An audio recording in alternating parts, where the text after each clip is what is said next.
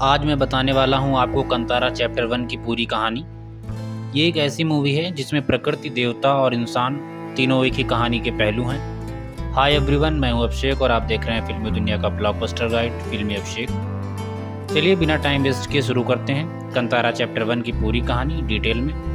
कहानी सेट है 9th century के कदंबा साम्राज्य के दौरान, जहाँ राजाओं की शक्ति बढ़ रही थी और जंगल में रहने वाले ट्राइबल लोगों पर उनका दबाव भी बढ़ रहा था।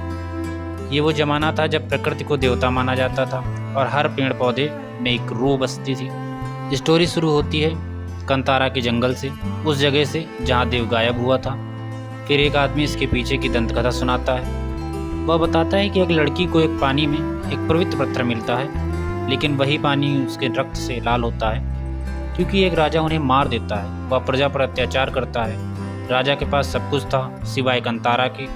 राजा कंतारा को पाने की लालसा में आगे बढ़ता है, लेकिन वहाँ उसका सामना कंतारा के काल से होता है, एक ऐसी शक्ति जो राजा को नष्ट कर देती है। लेकिन इस सब में राजा का बेटा राजशेखर बच जाता है।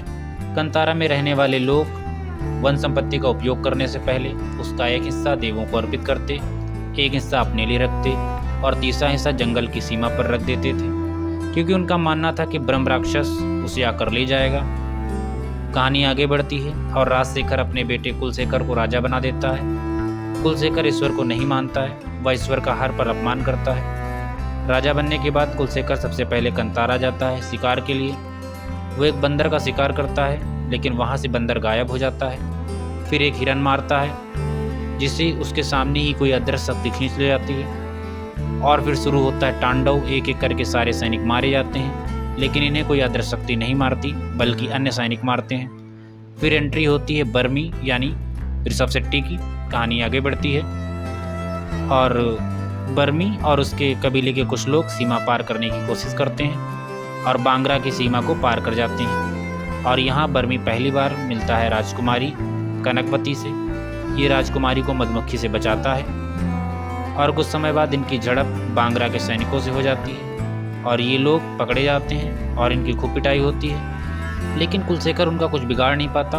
वह उन्हें अरबियों को बेचने के लिए भेज देता है, लेकिन ये लोग पेपे की मदद से कारागार तोड़कर भाग निकलते हैं। मूवी में इस सीन को बहुत ही इंटरेस्टिंग तरीके से दिखाया गया है। ये लोग कंतारा पहुंचकर बांग्रा में देखी हुई चीज़ें वहाँ शुरू करते हैं और नई नई चीज़ें बनाते हैं और व्यापार करने के लिए बांग्रा के बंदरगाह जाते हैं। कुलशेखर का घोड़ा बंदरगाह में बहुत धम मचाता है, लेकिन बर्मी उसे काबू कर लेता है और धीरे धीरे राजकुमारी को बर्मी से प्रेम होने लगता है। कहानी आगे बढ़ती है। ये लोग कंतारा के जंगल में और अंदर जाते हैं। वहाँ इन्हें एक बाघ मिलता है जो इन्हें खाता नहीं। ये लोग उस बाघ का पीछा करते हैं, लेकिन आगे बढ़ने पर उनका सामना कुछ लोगों से होता है और फिर होती है भीषण लड़ाई और फिर इन लोगों पर मंगूस का हमला हो जाता है। ये सभी मंगूस एक आदमी के द्वारा काबू किए जाते हैं। वो बर्मी को मारने वाला होता है, तभी वहाँ वो बाघ फिर से आ जाता है और बर्मी को बचा लेता है। तब पता चलता है कि ये सब कडप्पा आदिवासी का कराधारा है। कहानी आगे बढ़ती है। कंतारा के लोग बांग्रा के बंदरगाह पर कब्जा कर लेते हैं और कुलशेखर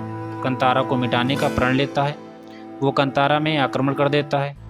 वो कंतारा की बस्तियों में आग लगा देता है, सब नष्ट कर देता है, चारों तरफ तहस नहस मचा देता है। और तभी बर्मी वहाँ आ जाता है और उसमें देवता का वास हो जाता है और फिर वो मचाता है तांडव। दोनों तरफ के बहुत से लोग मारे जाते हैं, चारों तरफ मातम छाया रहता है। कहानी आगे बढ़ती है और राजशेखर इस दुश्मनी को खत्म करने के लिए कंतारा के देव को बांग्रा में स्थापित करने का प्रस्ताव रखता है और फिर बर्मी देव को बांग्रा लेकर जाता है और वहाँ शिवलिंग की स्थापना की जाती है। एक रात सपने में राजशेखर को सुअर दिखाई देता है। वो सुअर राजशेखर को दरबार तक ले जाता है। वहाँ एक बूढ़ा आदमी राजा को चेतावनी देता है और सत्य मार्ग पर चलने की सलाह देता है। और उसी रात एक सपना बर्मी को भी आता है। उसमें उसकी माँ कहती है कि किसी पर विश्वास मत करना। कहानी आगे बढ़ती है। एक बच्चे की मौत हो जाती है। तब पुजारी को पता लगता है कि किसी ने उनके देव को बंदी बना लिया है। बर्मी सोचता है कि वह कौन है। फिर उसे समझ आता है कि यह सब राजकुमारी का कराधारा है। राजकुमारी कनकवती ही कडप्पा आदिवासियों के साथ मिलकर यह सब षड्यंत्र बनाती है और फिर कंतारा के लोग युद्ध का ऐलान करते हैं और बांग्रा के लोग भी हमला करने को तत्पर रहते हैं। फिर शुरू होता है भीषण युद्ध। दोनों सेनाएं एक दूसरे पर झड़प पड़ती हैं और चारों तरफ लाशें, खून और तबाही देखने को मिलती है।